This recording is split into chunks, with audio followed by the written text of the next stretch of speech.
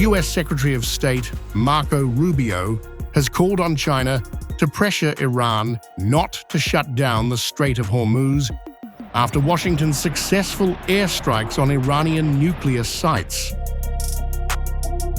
Speaking on Fox News, Rubio directly addressed Beijing, warning that the fallout from Iran's threats would impact China's own economy. I encourage the Chinese government in Beijing to call them about that, because they heavily depend on the Straits of Hormuz for their oil.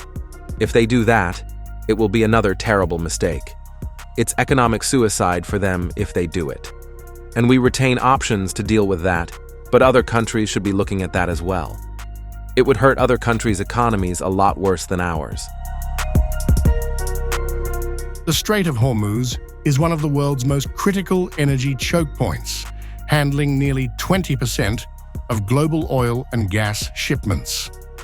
According to Reuters, Iran's parliament has reportedly supported closing the passage in response to the U.S. strikes, though the final decision will be made by Iran's Supreme National Security Council.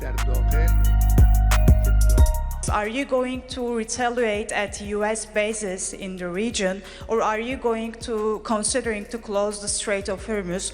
There are a variety of options available to us, and that's it.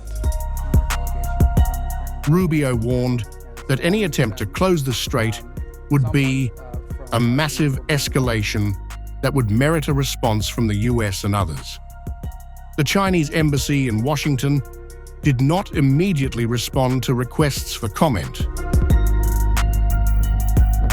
US officials told Reuters that American forces obliterated Iran's main nuclear sites using 14 bunker-buster bombs, more than 24 Tomahawk cruise missiles, and over 125 military aircraft. Tehran has vowed to retaliate, but Rubio delivered a blunt warning, saying retaliation would be the worst mistake they've ever made. Still, Rubio added that despite the growing crisis, the US is prepared to engage in talks with Iran. For now, global markets remain on edge, with the next move from Tehran, or Beijing, likely to shape the coming weeks of this escalating conflict.